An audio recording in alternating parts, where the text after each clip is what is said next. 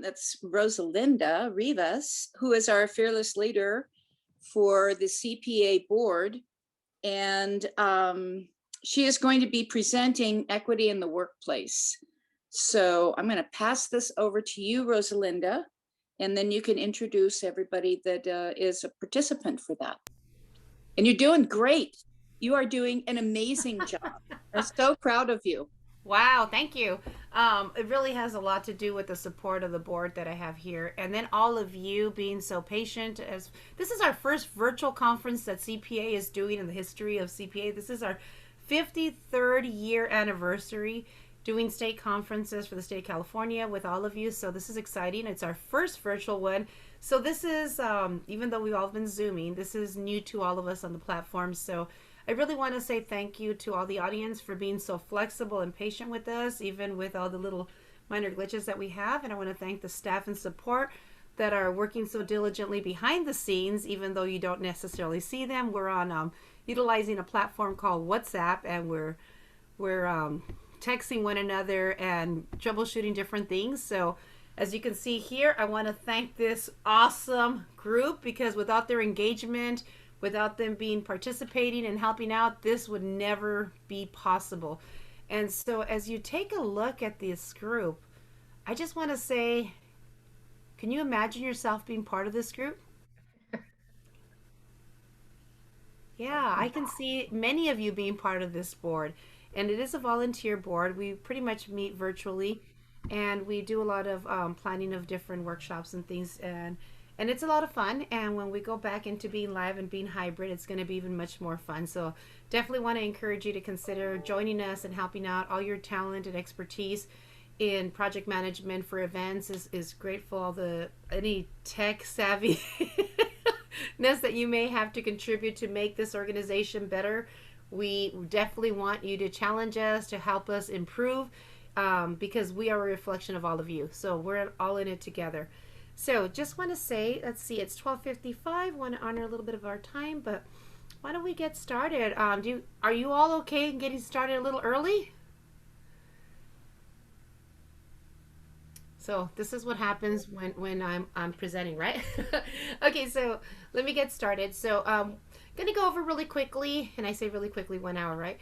Equity in the workplace, and this is for all of us, as we're great leaders promoting equity, looking at ways to do engagement, diversity, and inclusion in the workplace. So let's take a look at what's available. My information is here. Feel free to reach out to me on LinkedIn. That's the best way to get a hold of me. But let's just actually sit back in our seats. And it says 3 scenarios, and that's a typo error. It should have been 2. It was 3. Now I made it 2. And I forgot to change my PowerPoint on that, and I just noticed. So if you can close your eyes, and I just want you to imagine. I'm going to share a little story, and I want you to close your eyes and just kind of reflect on what I'm going to say and then what you envision. So we have an individual who had parents that were very vigorous and emphasizing that education was important. So this child grew up having to do education not only 5 days a week for school, but on the weekends, after school, and take extracurricular activities all through K through 12. Got into a college and joined in some clubs and was able to get a job, and is still going to the university for some additional classes. This individual is incredibly highly skilled in math. This individual has to drive around from an internship opportunity to the campus, or maybe drive, but it has a form of transportation. This individual is always smiling and always serious at times as well. So what I want you to do is, if you have your notepad or if you have a pen and pencil nearby, please go ahead and kind of jot down a few things about this individual that you personally envision. For example, what gender could this individual possibly be? What was the vision that you received? Like, what was the first one? And there's no right or wrong. This is just yours, and your answers stay with you. What type of job do you think this person had, or what ethnicity was this person? Or perhaps you may want to think of, like, if this person had to commute back and forth, What form of transportation did this individual utilize? Maybe we want to take a look at what generational group this individual was part of. You know, what age group?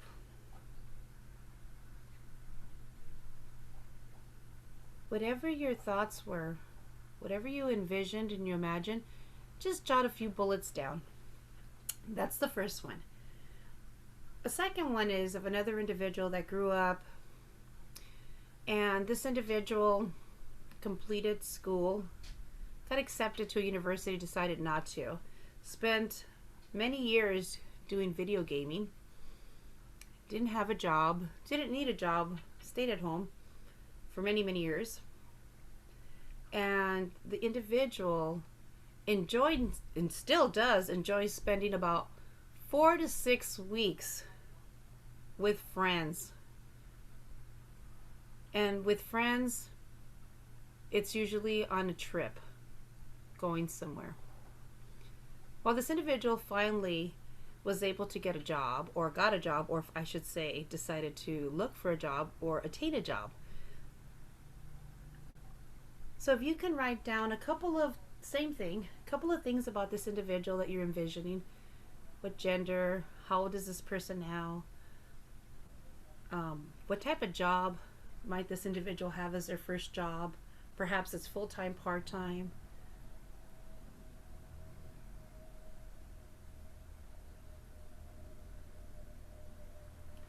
Okay. I'm going to give you a few more seconds just to jot down a few bullet points. And we're going to get back to that. So just kind of keep that for yourself. So as you jotted down a couple of things, whether it was the age group or maybe the school, gender, race, and ethnicity, the type of transportation, workplace, or the industry that they may have as a job, as their job, those are for you to hold on to. We're going to refer to them in a little bit. Just kind of want to go back in regards to understanding a little bit about the human nature. So understanding the history and biology in the process of decision making. So a lot of times we think about nature, nurture. Is there a combination? How do we make decisions? What is it based on? And why are we looking at a DNA strand and an individual that is pregnant? Well, let's take a look why.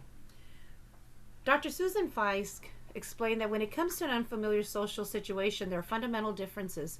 And that is what we use to activate what's called the amygdala. And this is basically what she refers to as the fight or flight, right? It's psychological stresses. So sometimes when we encounter a situation, there are different indicators that our brain taps into, our neural memories, if you think about. And it connects to something that's familiar from the past. So if someone's screaming at us, our body might sometimes get tense, our heart rate might increase, you know, we might feel nervous, or we might get incredibly angry, you know, or we might want to flee. There's different things that happen physiologically. And of course, these type of illicit activations of the amygdala, if I'm pronouncing that correctly, was essential for human beings to survive in the past. But in modern society, we really don't need that, right? We'll probably end up arrested. So the awareness portion is the very first step. This is what we're basically talking about: emotional intelligence. Being aware of emotions, being aware of what's happening to us physiologically. Because biology, the way our brain works, it also filters what we have, our unconscious biases. Sometimes it's not just what we see or hear or what we experience from an action from an individual. Sometimes it's how we stereotype unconsciously because it's something that has been programmed from our experience. And it doesn't necessarily mean it's correct. It doesn't mean that we're consciously thinking about it, but it's a familiar trait that our brain has unconsciously. So what happens is, if you take a look on the left-hand side, is that the brain relates information that's not familiar, but it wants to connect. Go ahead. You're not sharing your screen. Oh my goodness. Well, I should have started with that, right? Can you all see my screen? Well, let's go back through this. It's okay. Okay, so let me start from the beginning, and I'll quickly zoom through here. So here's my information. This is where you're to imagine, right? and the activity. And this is the photograph that I was referencing. I'm so glad you brought it to my attention. Thank you, Denise. I appreciate it. And then we have Dr. Susan Fisk, who's also a professor of psychology in Princeton University. And all of you will get a copy of this presentation for your resources on the website after we post it on the website. So basically, if there's an unfamiliar situation, we basically in our brain are going to connect it to something that's familiar. But the amygdala, which basically is the ancient part of the brain that still functions this way, is going to do different things with our pituitary gland at the hypothalamic level. It sends out basically some kind of what we call I'm trying to remember how to say this. I'm going to say, how come I'm blanking out here? It sends out different hormones, or in this case, the endocrine system. It sends this out, and what happens is it really boosts up our adrenal gland. And so what we see is a lot of times we'll see tension, we'll see nervousness, the heartbeat goes up, and we get nervous or angry, or sometimes we get sad or we get scared. And these are all physiological things that happen. So it's from a situation that's familiar or unfamiliar, but because of whatever the sound is or whatever what we're seeing, we're connecting it to a reference. So why is this important for unconsciousness to conscious bias? Well, the first part is the emotional intelligence. We want to be able to realize that sometimes when we're making a decision, we do it based on past patterns. This has happened in the past, so I'm going to refer to it. This is how I handled it, and it worked for me, and therefore I'm going to do this again. Oh, I can solve that problem really quick. And a lot of times, this is what we call the automatic process. We go on automatic, kind of like driving. You know, we're familiar with it. We know what to do. We make quick judgments about people or situations. And sometimes we're wrong. And that's what we need to be aware of. Sometimes those judgments and the situations, even though we're aware of it, it's based on a lot of our unconsciousness of what we're familiar with. And sometimes we just need to take a step back and realize that we need to relook at the situation and see, is it really effective? Am I making the best decision? And so being aware of how you're feeling and being aware that sometimes our unconscious bias is by nature, which is the biological sense, we have the ability to bring that unconsciousness to awareness. And that awareness helps us when we do decisions or when we make decisions or how we influence others with our words or our actions. So unconscious bias is something that is available. I'm going to give you a resource for you to take a look at. So there's a project implicit that's done by Harvard University. And if you take a look at the website link here, and I'm going to go ahead and just kind of quickly copy it. Are you able to see the website here? Denise, can somebody give me some feedback? I just want to make sure. Yes, I can see it. Okay, I just want to make sure it went to the next page. So I'm going to quickly add it to the chat box so all of you can quickly grab it. And it's very simple and it's free. You basically say you agree to all the terms and conditions, and all these in the blue buttons give you different types of questionnaires, and it makes you self-reflect in regards to how you feel about whether it's a skin tone, transgender, religion, race, sexuality. There's different topics here. And it's a great way to do a self-assessment for yourself as well as your team members. So it's just a resource for you to take a look at. It's a great way to kind of look. And when you're doing this, it makes you realize that what is my own unconscious bias that I have, and what are some areas that I need to be aware of, learn, or improve on. And that's sometimes difficult because we sometimes don't want to believe that we are conscious or unconsciously being biased in certain areas, but at times we are. So beginning with self-assessment is the start. When you take a look at the exercise that I had you do with imagination, the first visualization, take a look at that piece of paper that you wrote down, or think of what you imagined. And let's take a look at the second one too, because I'm going to give you a description. I gave you a description verbally of a situation. And we all have different ways that we perceive the world based on our experience and possibly our unconscious biases and based on the information I was sharing. So the first one is actually a young lady by the name of Joanna Ferris. She works full time at Cal Poly. She is part of NASA. That is her first job. She's also a trainer now at Chaffey College at a very young age, in her early 20s. She is a millennium. She's a female, and she rides a motorcycle as a form of transportation. So sometimes when we're looking and we're gathering information, and it's sometimes just a portion of information, we start using our unconscious biases to form an idea, a thought of what we think of somebody else. And so we need to be aware of that, because sometimes, as they say, the package is not everything you see. Certain behaviors aren't either. But sometimes it surprises us about individuals. So it's important to gather more information and to ask questions, not just get the information we have, but maybe seek more information as we engage. Now the second one, hold on a second, how come I'm not able to change screens? The gamer, right? So this individual that was a gamer happens to be a young man. His first job ended up being in the aerospace industry. He does have a Department of Defense clearance now. This is his first job. He works 3 days a week, is considered full-time, but he still is a gamer. So 4 days out of the week, he's still video gaming and having fun. 3 days out of the week, he works 10-hour shifts. He does take 4 to 6 weeks off every year to go to Korea and hang out with his friends and his girlfriend, who happens to live out in Korea, that he met as an international student. So it'd be interesting for you to reflect and kind of think like, wow, what was that first job I thought maybe that gamer might have had based on the information that was given. So sometimes the potential that people have is based on the opportunity and gathering more information. And the opportunity is, how do we help individuals with different career opportunities? And those career opportunities, sometimes we make judgment based on whether it's a generation, whether it's based on disability, whether it's based on hobbies, habits, or maybe because it's a limited English speaking candidate that doesn't speak English as fluently as us. So these are things that we need to be aware of. It's interesting too when we talk about helping our job seekers.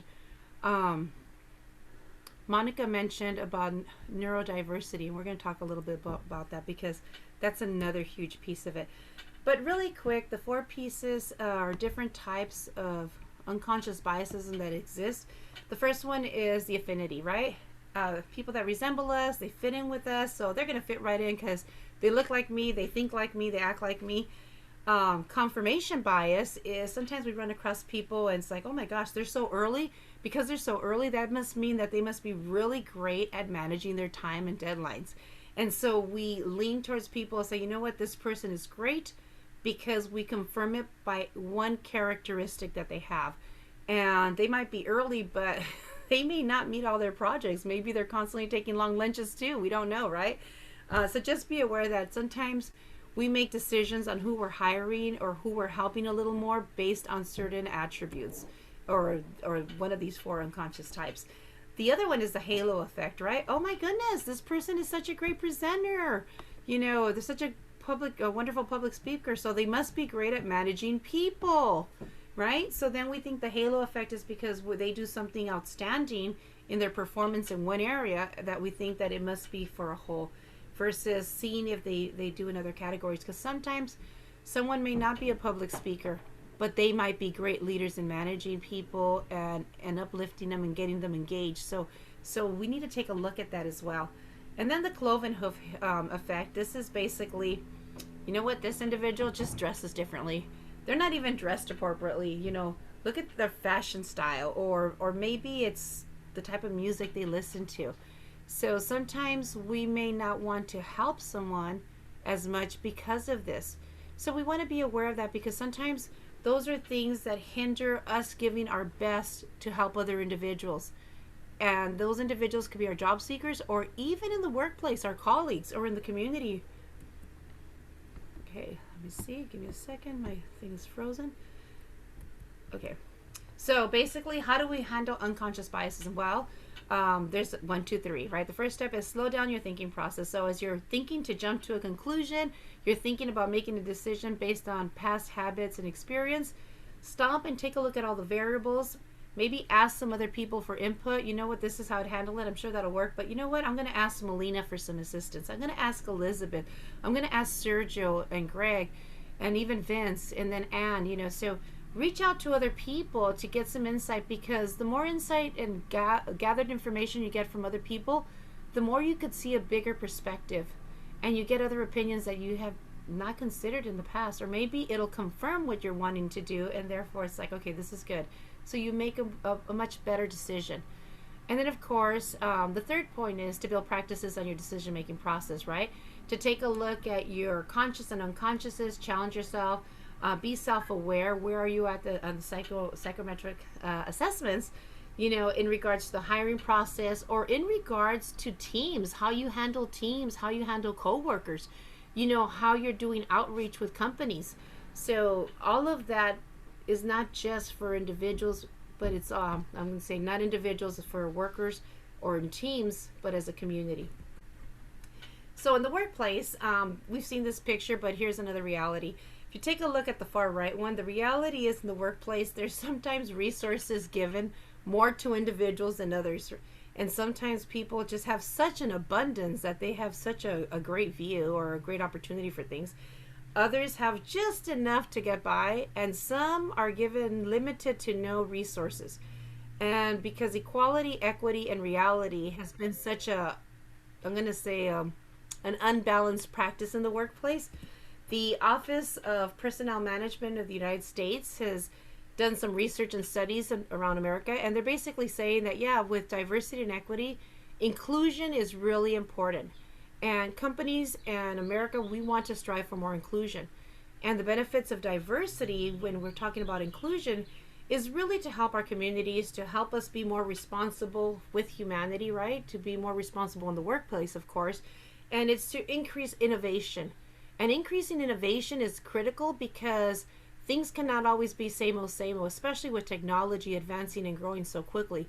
We need to be more creative. We need to be a byproduct of being able to capitalize on our differences so that we can also have that mindset and innovation for the workplace, so that we can do more and be able to survive as change continues.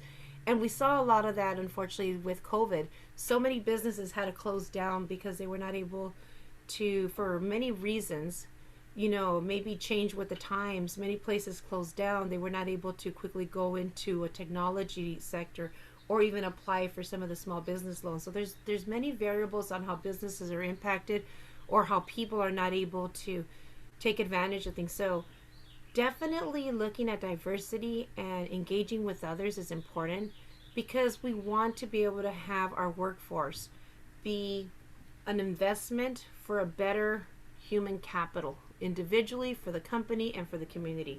So there's a lot of policies that they have, and I've provided the link down there where you can see what the policies are, what the studies are showing, and what the laws are. So it's a great way to basically be engaged, to find out what are we doing as a country in regards to these topics. How can we help our job seekers be aware of it, so when they are going into the workplace, they're adhering to those policies and procedures as well. Anyways, so here's my question to all of you. Diversity plus inclusion, which means engaging people, including people, will help us with innovation, collaboration, and engagement. I don't know. Are you up for the challenge? So if you are, can you do me a favor? Can you give me a thumbs up or give me some type of symbol? If you're not really sure if you're up for this challenge, that's okay. Because maybe you need some more information, because sometimes, we need to understand the why or how to do it better. So this is why I brought in Timothy Clark. Well, not in person, but his book. So we have what's called the 4 Stages of Psychological Safety. This is a fabulous book. And he goes over the different stages of how in the workplace engagement, inclusion, and diversity is so important, and why it's not only important to, I'm going to say, humanity, but how it's important for companies to be able to survive and thrive, as well as to retain great talent in the workplace. And some of you might be seeing that because some of you might be individuals that have been moving around from company to company because you don't feel valued, or because the company isn't being social responsible. There's different points. So let's take a look at this. And I just want to ask a question really quick. And Anne, can you answer this question for me? When I'm doing my slide, I know I have all the pop-ups coming up here. Is it blocking the screen, or are you able to see? You're not seeing my pop-ups that are popping up. What I'm seeing is just the screen. Sometimes you're in the way, your little picture is in the way down on my screen, because you're down in the right-hand corner. No So pop-up, that, is that considered a pop-up? Rosalinda. I'm listening. The question was, I know that on my point, at my presentation, I'm not able to see a lot of you. I do see like where the little boxes where all of you guys are at, but sometimes it blocks my slide, and so I just want to make sure that you're not seeing that. It's fine. Okay, It's fine. great. And so a lot of times, getting feedback from people as like this on the middle of a presentation is important, where we engage. We feel that inclusion safety, and let me talk about inclusion safety.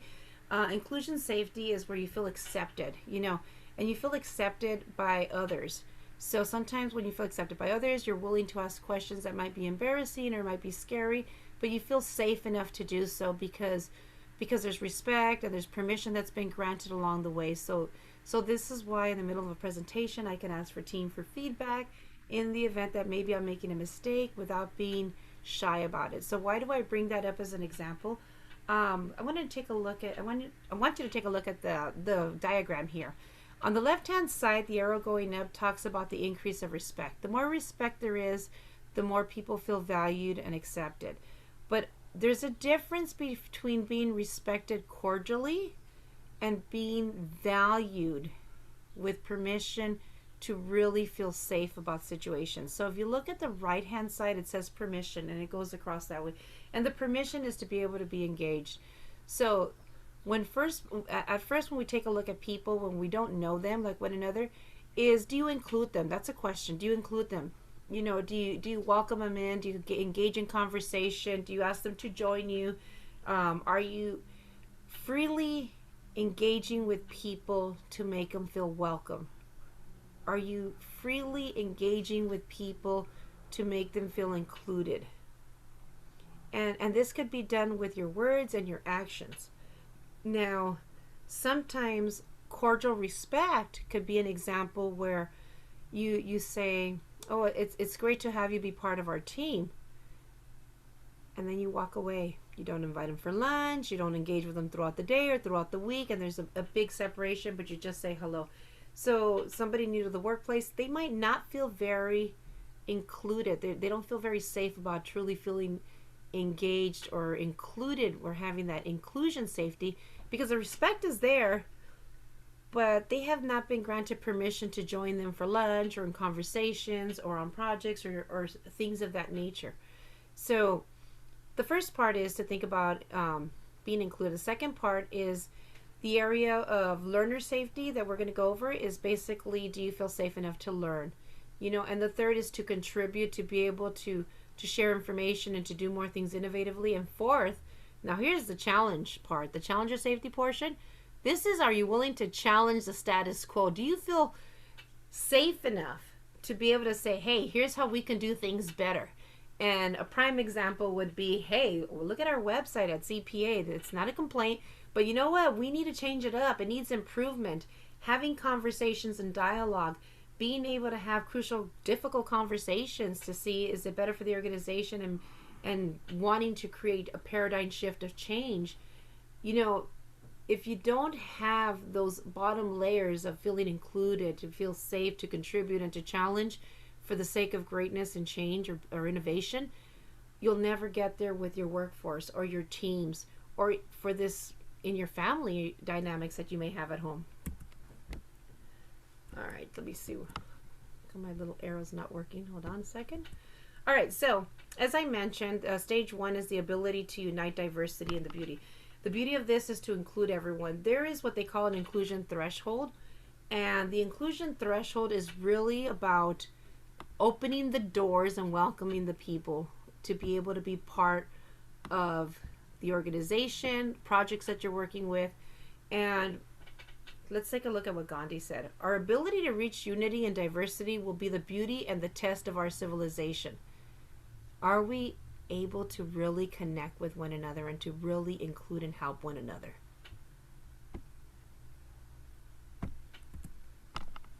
Key concepts here. There's some key concepts that came up on the book, and it's basically, if you take a look on the left hand side, it says we like to tell ourselves some stories, right, to justify our sense of superiority.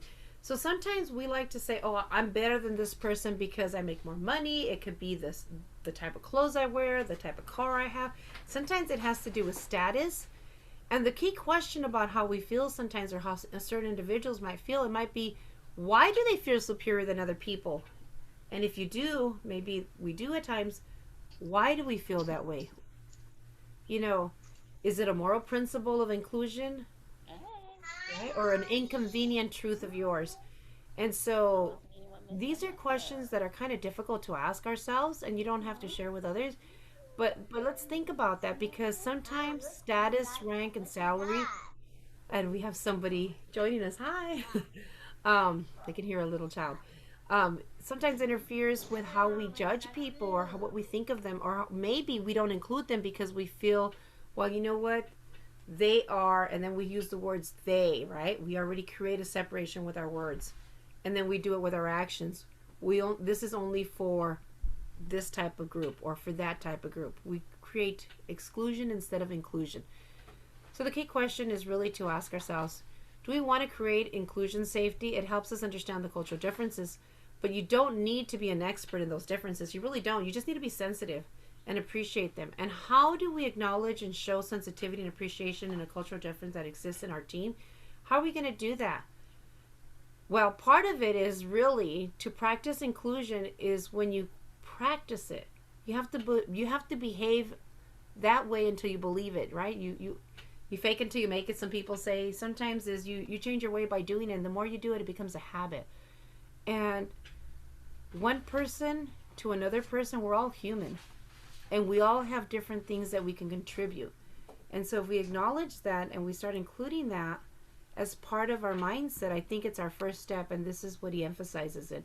Because the challenger safety, this should be inclusion safety, really has to do with respecting the individual for the humanity, giving them permission to enter your society. And that basically means in the workplace, on projects, on teams, on discussions, on brainstorming, and being okay with that. But inclusion, I just want to share with you, this can easily come and go. Sometimes, like, I'm going to use the example like on a football team. Sometimes a football player is playing and they're included, and maybe they get an injury. And so this football player ends up being injured. They're going to be on the bench. So now they're not included as much. They cannot do the practices. They have to sit on the bench. They're still part of it, but now there's a gap. You know, it changes. And sometimes that happens based on the situation. And then once they're healed, then they go back in. So sometimes it could be different reasons why inclusion safety increases or decreases and stuff. So, but granting the inclusion safety is basically something that we want to be aware of, because it is what we value. It is how we feel, the worthiness. And those worthiness of individuals, sometimes we have no choice on how we look or our social status or our material possessions. It's just part of our choices in our life and our journey. The reality of diversity is that we are different. It's not a choice. It's just a fact. Diversity is just a fact. It's just the way it is. But inclusion, now there's the choice. So what is our choice, right? Or what is your choice? What is my choice? And that might change from scenario to scenario. And it's just being aware of that. So learner safety has to do with the second stage about the path of inclusion to innovation. So this is where people feel the ability to not only learn, but they feel engaged. They feel like it's okay to ask questions. I'm not going to be humiliated. I'm not going to be discouraged, or I'm not going to, feel like if I make a mistake, I'm going to be penalized for it. And it's also awareness of, I'm going to say, a supervisor being aware of their emotional intelligence, to look at the team members, to look at your family members, to look at your community and your job seekers. How do people learn? Are they audio, visual, kinesthetic learners with their hands? Maybe they have vision problems like me. Sometimes I'll say, oh, could you make that a little larger? Listen to those things so when we're doing slideshows or different things, we're aware of the font size. Maybe if we're doing things with color, having someone on your team that's colorblind saying, hey, can you see those colors? What's a great color to use for this flyer? Getting other people's opinion, because this is what makes a difference, to make them feel welcome and accepted, because it is important and they are valued. And this is part of learner safety. So it basically goes to the intelligence and the emotions, the EI portion, emotional intelligence. But from a manager's point of view, from a leader's point of view, no matter what our job titles are, it basically says researchers use the terms such as flow state, megacognition, executive function, effort, effective effort, and high engagement to describe what good learners do. These terms refer to the supervisory attention or cognitive control system. So we all need to regulate ourselves and regulate others by being aware of what's going on. And let's take a look at how the person is able to learn or stay focused. And when it talks about manipulating impulses, well, that might be someone that might be ADHD. It might be someone with a learning disability, or in this case, the neurodiversity. And Monica mentioned it earlier. People learn differently. We need to be aware of that. Our human brain is different. And sometimes we have physical elements that have changed our ability to process things. So being aware of that is very important. Finding out how we can help others or individuals on our team based on their learning capabilities, their learning styles or preferences, is our job to also be aware of, so we can best help our team members.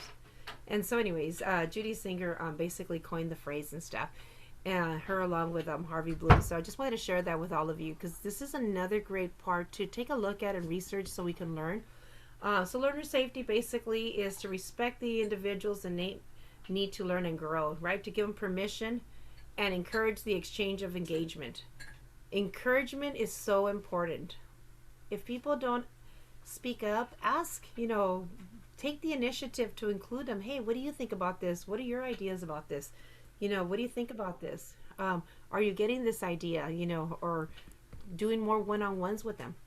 Now, the challenger safety piece here for the contributor safety portion is taking the challenge to see, well, if the third step is to learn, the second step is to learn, the third step is to be able to contribute. And this is basically an area where once you're good at your job skills or the tasks at hand and responsibilities, you're given more autonomy. You're able to produce. You're not so micromanaged. It's also to be able to allow people to be challenged, to be able to contribute more, to be able to share more, to do their best. And this is easily done, but not always easily practiced. And why? Because sometimes we have individuals that want to micromanage, or they're constantly saying, well, why did you do that? Or what are you doing now? And comments such as that sometimes makes people want to be task performers. Okay, what do you need me to do? I'll do what you ask me. And they're not going to contribute with innovation a little bit more. They're not going to basically share more. So it's important to watch how we use our words and we formulate our words, because we want to basically respect individuals and be able to create the value of what they have to be able to contribute. And we want to make them feel safe. Permission for the individual to work with independence, okay, is important, because people have different styles of getting the job done, but sometimes there's policies and procedures that need to be done. But if the goals are being met and the people are doing it, let's encourage that, and let's get some more ideas, because sometimes people can find ways to make systems and processes a lot easier. They might have some ways of understanding other software programs or other technology. I was gonna say games, but they might just be more tech savvy, or they might be more knowledgeable about history or science, or it could even be something kinesthetic, how things are built, and they might say, well, what if we do it this way? And listening to those ideas might be something that's innovative for the company or for the team. So guided autonomy in exchange for results is really important. We need to hold ourselves accountable. We need to hold people accountable depending on what we're doing. But are you ready to receive the contributor safety? Are you willing for yourself to do this for others? At the same time, ask, because the exchange is great. If we can innovate and do more, we're going to perform more. So many companies had to do this contributor safety as COVID hit last year. We all had to do it in our virtual space, right? We had to learn how to use Zoom for some of us. Some of us had to learn Canvas. Some of us had to learn how to adjust or even get a laptop with, with the video capabilities, and how to share all of this and how we're going to do processes and systems, streamlining it into our workplace to be hybrid was a challenge, for some of us. Maybe for me, maybe I was the only one that was challenged initially when COVID hit. For others, it was a lot easier. Some are telecommuting. Some had to continue to go to work every day, but at the same time, they had to find new solutions to make the workplace safe, to make the workplace compatible and in compliance with the legal changes. And every day, the law was changing as COVID was changing. And so the innovation, the ability to be able to contribute and work independently, to be trusted, and at the same time to be innovative was really critical and important. And so many of us are here today because we were part of that in one way or the other. We were part of that, and we're here today to work. And look at us, we're all here on a virtual state conference. Anyways, so one of the things that he mentions is listen to yourself. Be aware, are you telling people what to do, or are you asking? So as a leader, it's important to ask and not be telling so much. One of the things that we can do is we can hear ourselves and kind of look, but the true thing would be to ask your colleagues, hey, do I ask or am I telling? What are my leadership styles? Get some feedback, ask. Be okay to ask, because you can share that the reason you're asking is because you want to be self-aware, because you want to improve. And when you want to improve and your teams see that and your colleagues see that, they're going to want to follow suit as well. Because everybody is able to make a difference. Everybody is able to change. Some people just choose not to. There's a thing called neuroplasticity of the brain, of how the brain is able to evolve and reconnect and be able to continue to grow and change. Well, teams are able to do that. But teams are able to do that with individuals wanting to be symbiotic and willing to change. And there's got to be a reason for change or a motivator. Sometimes it's self and sometimes it's driven by what's going on and if things change for the better. So anyway, the key concept here is that leaders basically ask what the ratio is, because after a while, if you're constantly telling your teams what to do, they're going to turn a deaf ear. And it's like, oh, there they go again. And I'm not monitoring the chat box, but just kind of want to share that. So if somebody can monitor, if I have to answer a question, please ask me the question. The fourth stage is the challenger safety portion of it. The challenger safety is really where you want to get. This is where we're going to cross from being innovative, but truly innovational, because we're going to challenge the status quo. We're going to look at the future. We're going to be futuristic. We're going to see what are some things that we need to do to change, to stay up with the time, to be competitive, or to be able to survive as a company, as a program, as we're looking at CT training programs, as we're looking for job placement, as we're looking at our career pathway. All these variables are part of this. The challenge here is to be able to get a group of people in a company or within a team to be willing to do so. And sometimes there's a lot of gatekeepers, but let me share what Martin Luther King said. Every society has its protectors of status quo and its fraternities of the indifferent who are notorious for sleeping through revolutions. Today, our very survival depends on our ability to stay awake, to adjust to new ideas, to remain vigilant, and to face the challenge of change.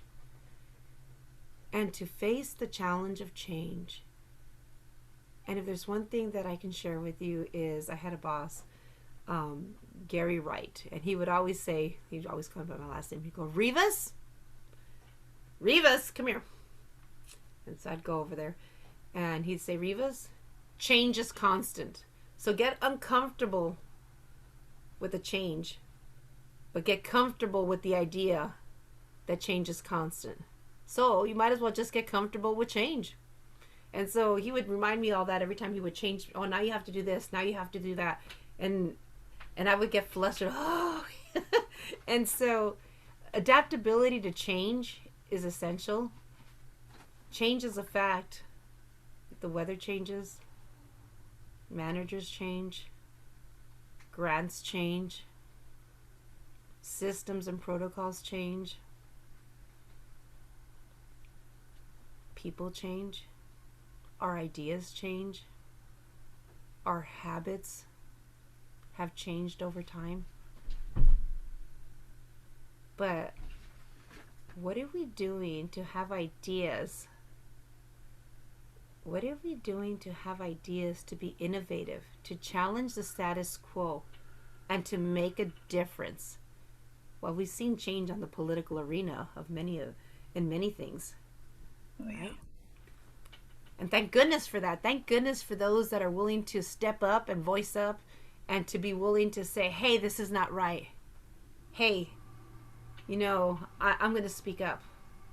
And if an organization could do that because people support one another, organizations can engage either in two processes. And this is a fact. Organizations want to be able to basically what it says execution, to do what they're supposed to do, to function as they function. But they also need to innovate.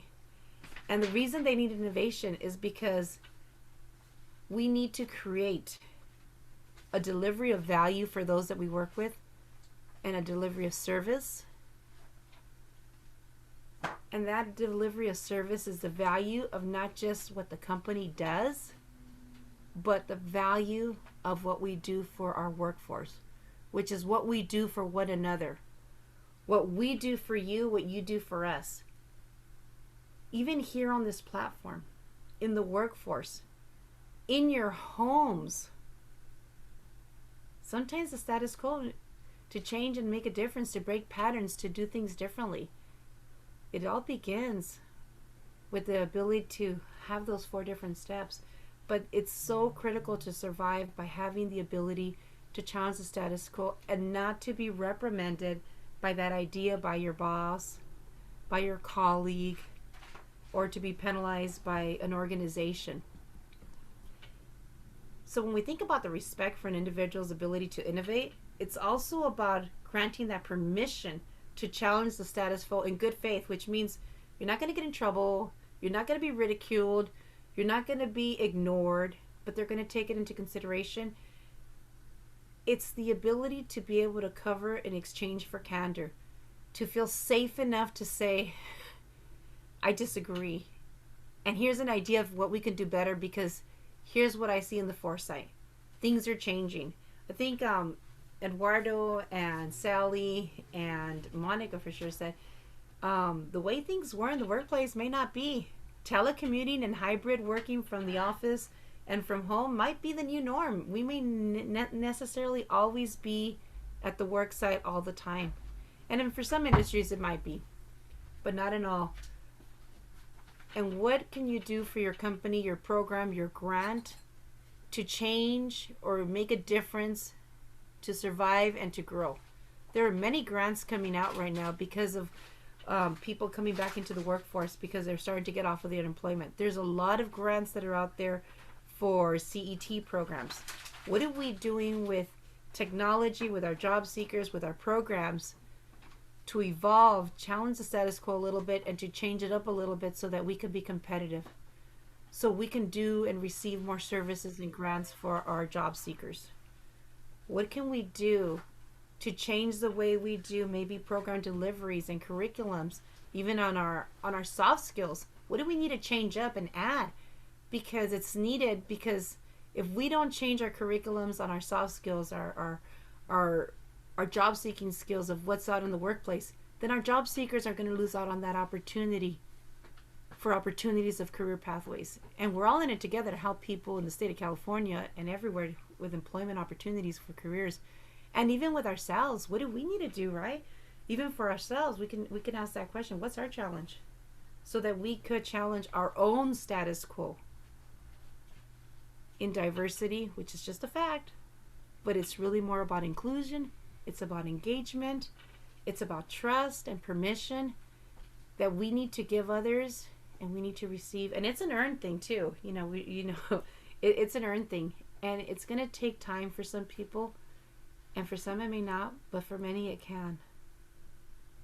And all of you are passionate in what you do.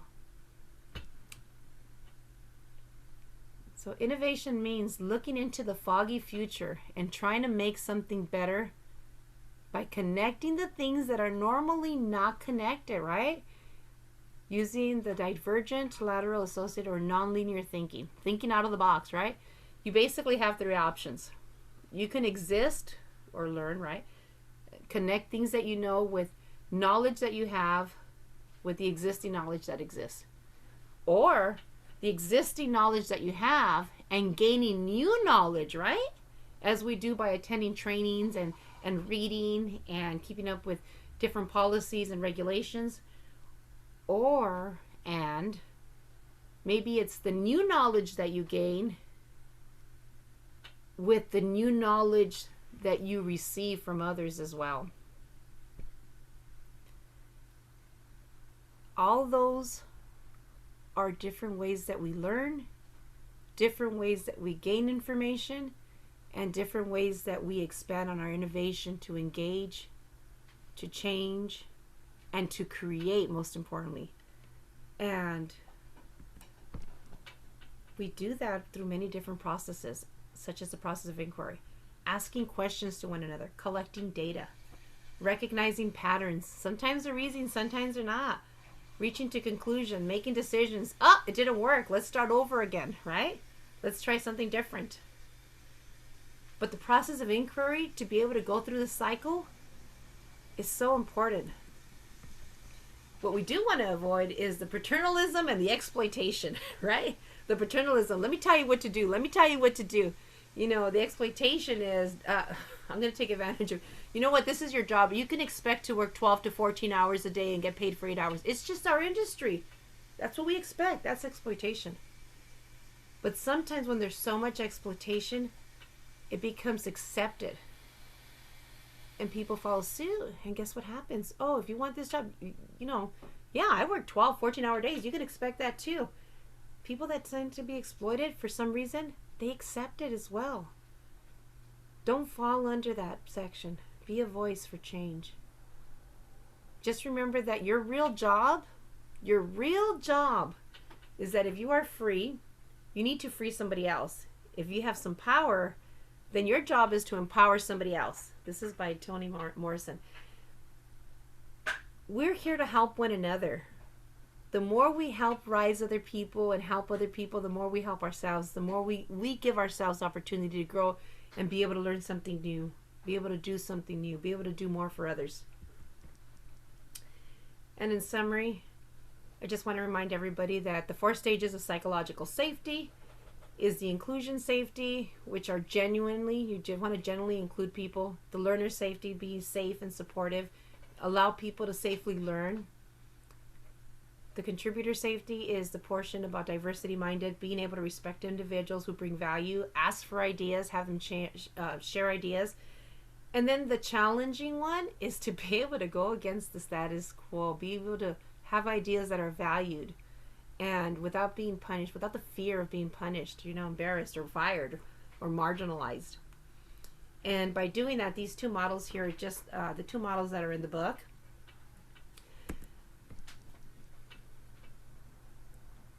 Yeah. So can you imagine what the possibilities are as we gain new knowledge today? Hopefully some of you have gained some new knowledge, some new insight or tips, suggestion, or maybe it's knowledge you already have, right? So now there's more data to support that. Well, employers who leverage the full power of their diverse workforce, and remember, diversity is just a fact, but it's how we engage and include that makes a difference in the workplace. So as they do that, we can basically succeed by creating a sense of belonging, promoting innovative ideas, functional resilience, and a healthy competitive work environment. The first step in this journey is becoming aware of our unconscious bias. Being aware, okay, what are mine, right? What are maybe things I don't think about? And we could take that Harvard test. That's the first step. There's many books out there, but that's the first step. And it's free, and it's also great to have your team members, your colleagues, your children be aware, as well as your job seekers. This awareness will lead us to becoming great leaders. Well, you're already great leaders. So I'm going to say better leaders. Promoting equity, diversity, and inclusion with your colleagues, clients, job seekers, and I'm going to add the word and family. And family, along with our community and strangers. So I'm going to add family and strangers. If we are more inclusive, this is going to be our greatest fulfillment in life. We unleash the potential in ourselves. We find greater communication together. And take a look all around you. Take a look at your screen. Take a look at everyone with fresh amazement, is what it says. But that's only because all of you have so much to give, and you're already giving and doing so much. Feel free to connect with me on LinkedIn. I really want to thank you all for your time.